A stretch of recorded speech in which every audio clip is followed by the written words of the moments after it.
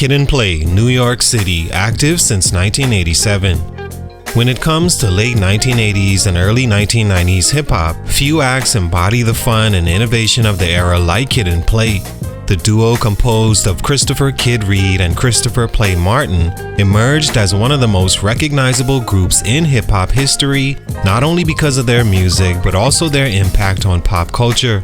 They were a breath of fresh air, representing a side of hip-hop that was upbeat, party-centric, and approachable. With infectious tracks, synchronized dance moves, and a clean-cut image, Kid and Play seemed destined for longevity. So, what happened? How did one of the brightest stars of their time fall out the spotlight so quickly? Kid and Play's rise to fame began with their music.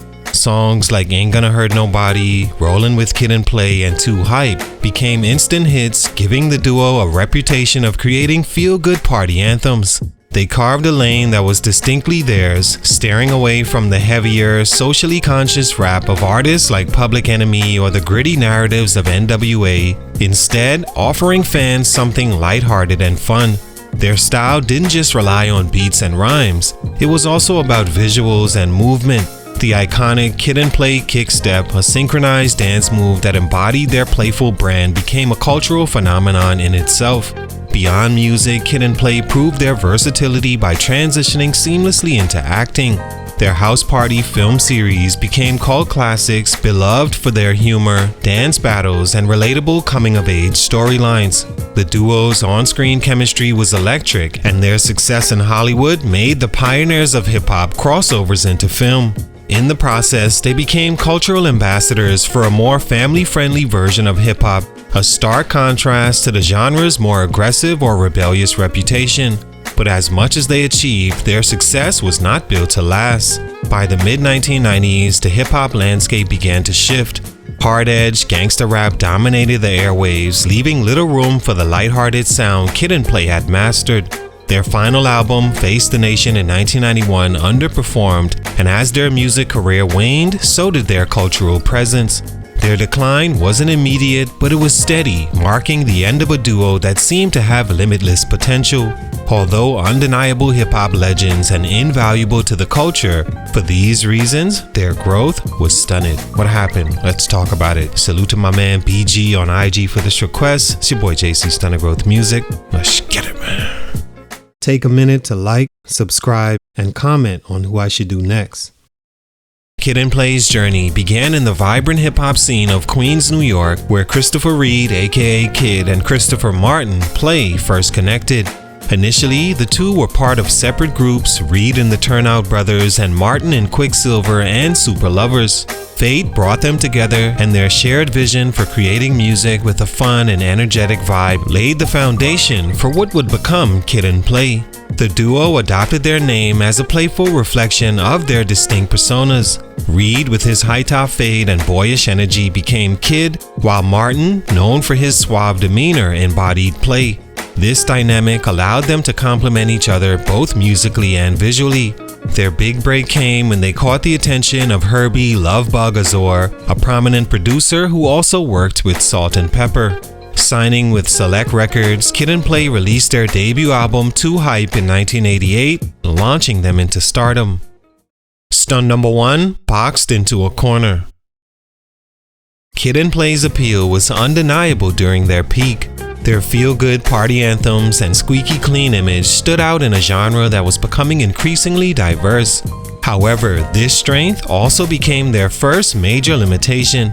The duo's commitment to a singular niche, a lighthearted, fun-loving brand of hip-hop, ultimately stunted their growth as artists in a rapidly evolving genre. In the late 1980s and early 1990s, hip-hop was expanding its creative boundaries.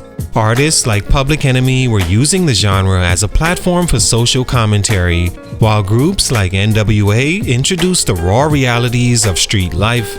Simultaneously, others like A Tribe Called Quest were pushing sonic experimentation and lyrical depth. Amid this creative explosion, Kid and Play's focus on party themes began to feel one-dimensional.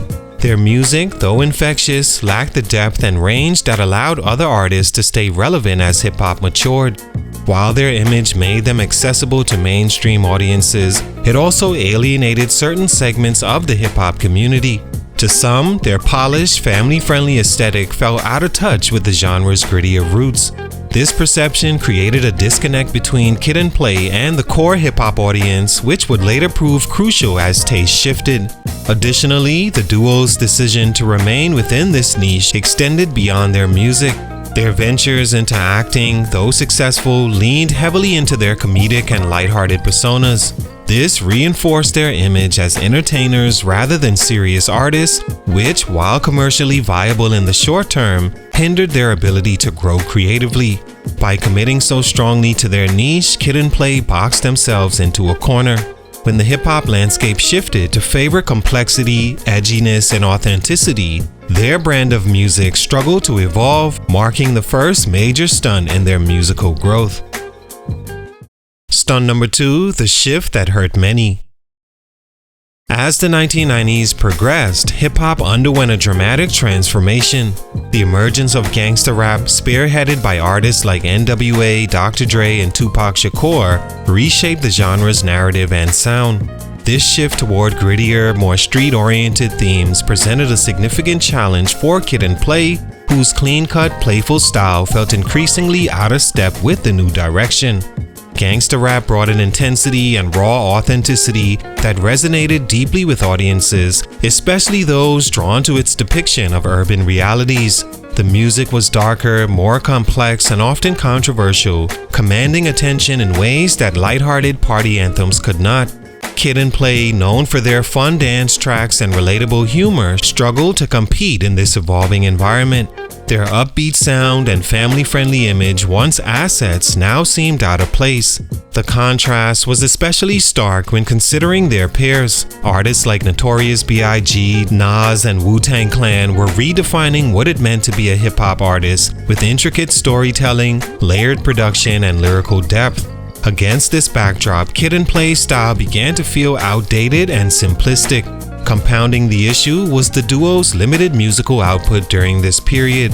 Their final album, Face the Nation in 1991, attempted to adapt to the changing landscape with a slightly harder edge but failed to connect with the audiences. Critics and fans alike saw it as an awkward attempt to keep up with the trends rather than a natural evolution of their sound. In a genre that thrives off reinvention and relevance, Kid and Play found themselves unable to adapt to the times. The dominance of gangsta rap not only eclipsed their brand of hip-hop, but also exposed their inability to evolve, marking another key stunt in their artistic growth. Stunt number 3, not so focused on the music. While Kid and Play's ventures into acting and other media brought them mainstream success, it also contributed to their third major growth stunt, a lack of sustained focus on their music. Their transition from hip-hop artists to multi-platform entertainers helped cement their legacy, but inadvertently sidelined their development as musicians. The success of the House Party film series was a double-edged sword.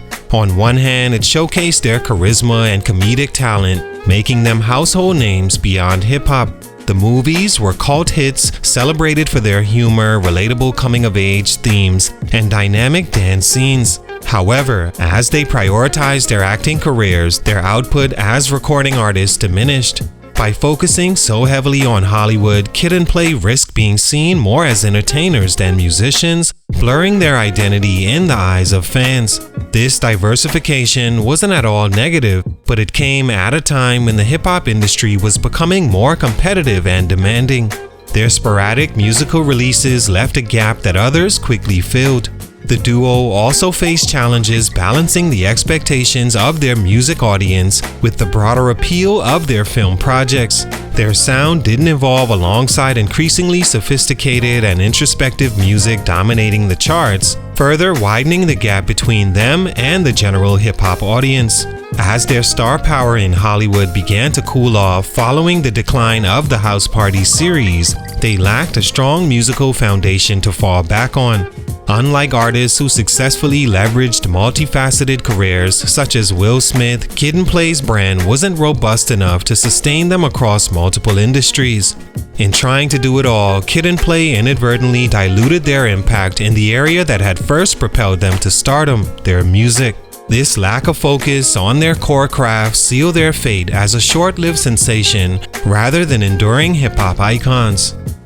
All in all, Kid and Play's story is one of groundbreaking success tempered by missed opportunities for growth. They brought joy and accessibility to hip-hop, leaving an unforgettable mark on music, dance, and film.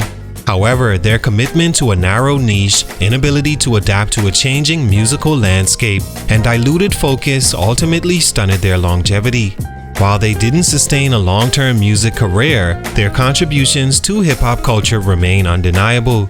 From their iconic dance moves to their trailblazing crossover into film, Kid and Play's legacy is a reminder that sometimes the brightest stars burn out too. Salute, much respect, but for these reasons, their growth was stunted. It's your boy JC, Stunted Growth Music, and I'm out.